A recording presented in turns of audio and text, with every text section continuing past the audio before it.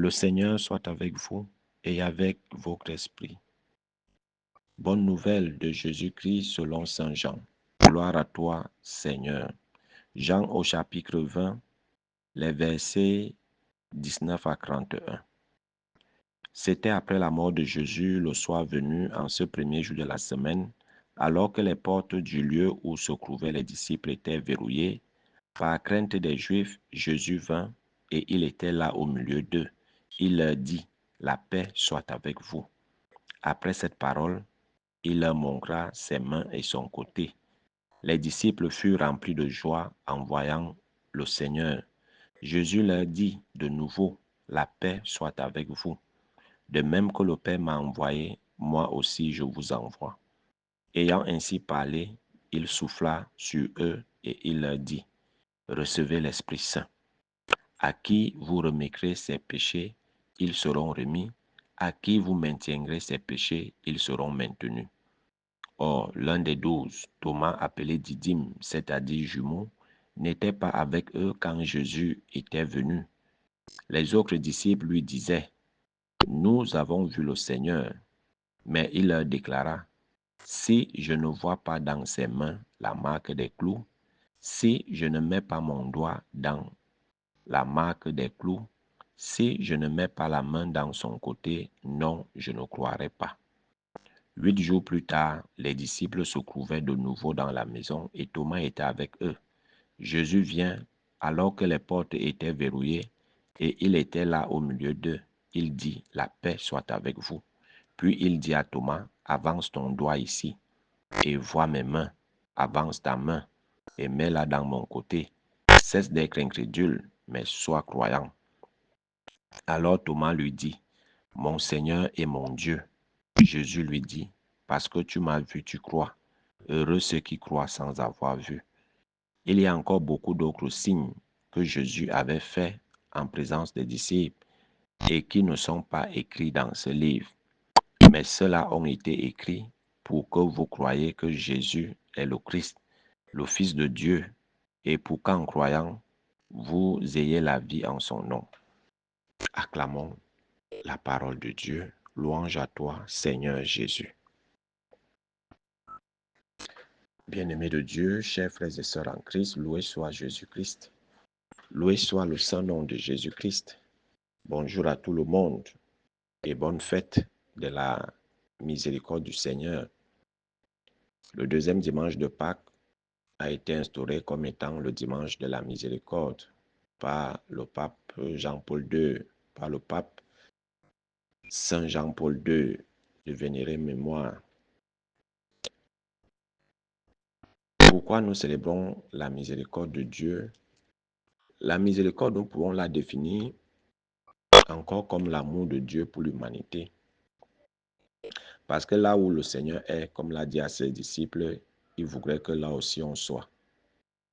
Et pour qu'on soit là où il est, s'il ne nous pardonne pas, puisque de nous-mêmes, nous ne pouvons pas. Nous sommes tellement des pécheurs que nos péchés nous empêcheraient d'entrer au ciel.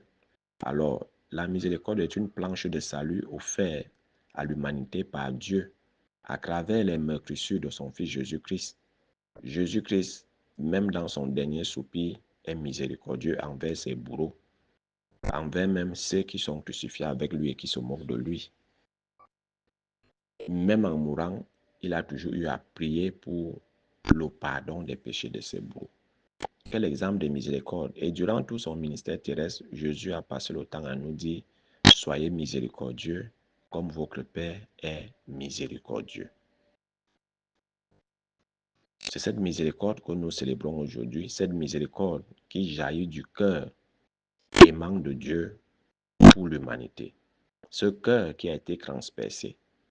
Mais au lieu que la douleur de cette lance procure l'amertume, la haine, elle a plutôt produit encore un océan d'amour que nous appelons la miséricorde. Et l'un des péchés contre l'Esprit Saint, c'est douter de la miséricorde de Dieu. C'est croire que Dieu ne peut pas nous pardonner, que tout est fini, que tes péchés sont tellement au-dessus de la miséricorde de Dieu. Ça, c'est un péché grave, très mortel, que Dieu ne pardonne pas. Alors ne doutons jamais de la miséricorde. Et une autre preuve matérielle et expérimentale de la miséricorde que nous vivons au quotidien, c'est à travers le sacrement de réconciliation. Le sacrement de réconciliation qu'on appelle la confession, c'est le bain spirituel de l'âme. À travers ce sacrement, Dieu nous pardonne. Dieu nous purifie de nos péchés. Dieu nous absout de tous nos péchés que nous confessons. Que nous confessons. Voilà une preuve de miséricorde à travers ce sacrement. Les 7 sacrements sont des preuves de l'amour de Dieu. Il a dit, je serai avec vous tous les jours jusqu'à la fin du monde. Et la présence de Dieu, c'est à travers ces sacrements. C'est pour cela que l'Église nous recommande de ne pas nous couper des sacrements de l'Église. Parce que les sacrements sont le prolongement de la vie de Dieu en nous. Sont le prolongement de la grâce de Dieu en nous. Celui qui ne communie pas, qui ne se confesse pas, mais il est carrément coupé de la vie de Dieu. Il est coupé de la vie de Dieu. Il est privé de cette miséricorde. Et lorsque nous sommes dans un état inconfort, qui ne nous permet pas d'avoir accès à ces sacrements, menons une vie de pureté, une vie de sainteté, une vie de foi pour éviter de tomber dans les péchés mortels. Parce que seule la confession ne peut que t'absoudre des péchés mortels, des péchés graves. Nous célébrons donc la miséricorde de Dieu en ce jour et nous voyons Jésus apparaître à ses disciples qui sont enfermés, ils ont peur. Ils se demandent quel sera leur sort. Ils sortent dans la nuit pour ne pas être vus et remarqués. Ils sont toujours enfermés. Et Jésus apparaît et leur dit, la paix soit avec vous. Voilà l'un des premiers fruits de la résurrection, la paix. La paix pour calmer nos cœurs. Si nous n'avons pas la paix dans notre cœur, nous serons en guerre avec nous-mêmes, en guerre avec notre entourage, en guerre avec même ceux qui voudraient s'approcher de nous. Parce que le manque de paix, justement, produit la guerre, les haines et tout ce qui va avec. Produit les rancunes, les rancœurs, le manque de pardon. Alors, l'un des premiers fruits donc de la miséricorde, c'est cette paix. La paix soit avec vous pour apaiser nos cœurs, pour calmer nos tensions, pour calmer nos colères, pour calmer nos révoltes, pour calmer tout ce que nous ruminons en nous, dans nos cœurs. Et le Seigneur montre les grâces de la résurrection, montre les grâces de la passion sur son corps. Il va leur dire dans un autre texte, un esprit, parce qu'ils ont cru que c'était un fantôme, mais il a dit, un esprit n'a pas de chair. Voyez mes mains, voici les marques des clous, voici la marque du cœur transpercé. Et il n'y a pas de résurrection, justement, sans marque de la passion. Sans marque de la passion. Parce que justement, à travers ces marques, Jésus veut nous faire comprendre que la présence des marques doit nous amener à aller au-delà de l'offense. Aller au-delà de l'offense. Oui, j'ai été offensé, mais je pardonne. C'est pour ça qu'il leur montre que oui, j'ai été flagellé, j'ai été cloué, voici les marques. Mais je pardonne à tous ceux qui m'ont fait cela. Et je pardonne à tous ceux qui recherchent ma miséricorde. Donc, la présence des séquelles, des trahisons, de tout ce que nous avons subi, les injures, les humiliations, les rejets, dans nos cœurs, dans nos corps, sur nos corps, tant pour moi, ne doit pas nous fermer à l'amour, ne doit pas nous fermer, ne doit pas nous empêcher d'aimer le prochain, ne doit pas nous empêcher de pardonner à nos frères et sœurs. Non, sinon le Christ serait ressuscité sans la marque des clous, sans la marque de la passion sur son corps. Mais il veut nous faire comprendre que malgré ce qu'il a vécu, les blessures, les injures, on a transpercé son corps, on a déchiqueté son corps, les marques sont encore là. Mais je pardonne. Chacun de nous porte des séquelles. les séquelles d'une trahison, les séquelles d'un accident, les séquelles d'une humiliation, les séquelles du rejet, les séquelles de la maladie, des injures, du sabotage, de la calomnie, du mépris et tout ce qui va avec. Mais ces séquelles ne doivent pas faire que nos cœurs se ferment, ne doivent pas faire en sorte qu'on se renferme. Comme j'ai été blessé, trahi, humilié, insulté, rejeté et autres, ne doit pas m'amener à me renfermer sur moi-même et éviter le monde. C'est pour ça que Jésus apparaît dans cette maison, là où les disciples étaient enfermés au Sénat.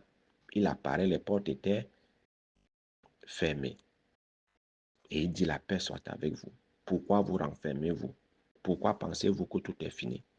Pourquoi pensez-vous que il n'y a plus de vie après le vendredi saint? Pourquoi pensez-vous que le tombeau, dans le silence du tombeau, il n'y a rien? Ouvrez-vous, ouvrez vos cœurs, que je puisse entrer et que je puisse vous donner la paix. Et que je puisse vous donner la paix. Si ton cœur est fermé, comment tu vas recevoir la paix de Dieu et comment tu vas être miséricordieux, comment tu vas pardonner? Il faut ouvrir ton cœur malgré les séquelles, malgré les blessures, les trahisons, malgré tout ce que tu as vécu, malgré les infidélités, tout ce qui va avec. Ouvre ton cœur, ne ferme pas ton cœur à la paix de Dieu. Le Seigneur est toujours là pour nous dire, la paix soit avec vous. Ouvrons nos cœurs et lorsque nous avons été visités par le Seigneur, ne nous renfermons plus. Puisque dans la paix, il y a le courage, il y a la vie, il y a la joie, il y a. C'est ça le mot paix. Le mot paix est tellement englobant et incluant qu'il vient guérir et vient nous ouvrir, nous extérioriser, qu'on ne reste plus prisonnier de nos blessures, de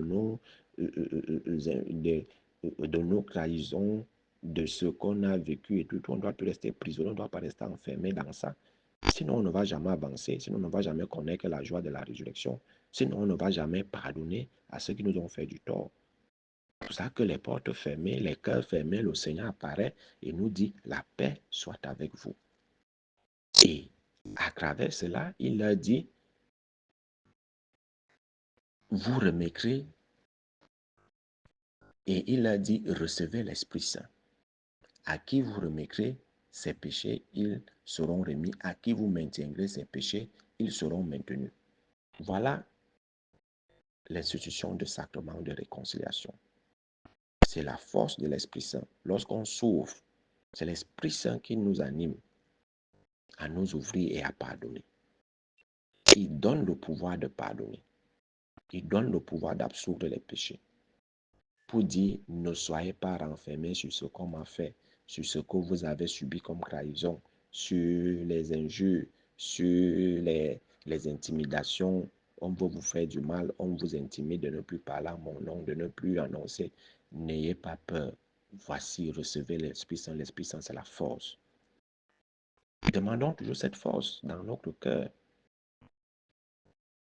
pour ne pas vivre dans le passé de nos blessures, de nos trahisons, des infidélités subies, des rejets, des humiliations et tout ce qui va avec des blessures. Recevons la force de l'Esprit Saint, laissons l'Esprit Saint nous donner la force de sortir et de pardonner. À qui vous remettrez ses péchés, lui seront remis. Et à qui vous retiendrez, ils leur seront retenus.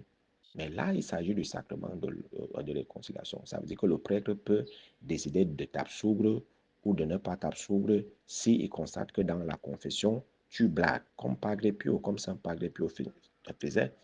Quand tu venais et qu'il voit que tu viens blaguer, que tu n'es pas sincère dans ta conclusion, tu n'es pas sincère dans ta confession et que tu viens juste faire la confession comme c'était une formalité, juste pour dire, bon, on dit qu'il faut se confesser au moins une fois l'an ou alors, bon, je vais aller aussi comme ça, je dis des choses, mais je n'ai pas l'intention de changer et vous chassez. Il te dit, quand tu seras prêt de renoncer à ce mal dans lequel tu te complais, tu viens et je vais t'absoudre, mais je vois que tu n'es pas prêt à sortir de cette vie, alors sort du confessionnal. Il était clair, celui à qui vous remettrez, les péchés seront remis, celui à qui vous retiendrez, les péchés seront retenus. Donc c'est ça le pouvoir de la confession, où tu viens recevoir ton absolution, où tu viens blaguer. Et n'oublions pas qu'il n'y a pas de miséricorde sans justice. Pour ceux qui blaguent avec la miséricorde, avec les péchés, il n'y a pas de miséricorde sans justice. Tu pêches, on te pardonne. Tu recommets le même péché, le prêtre t'absout. Lui n'est pas Dieu. Lui, son travail, c'est de te dire tes péchés sont pardonnés. Mais en toute sincérité, le prêtre doit te dire d'arrêter.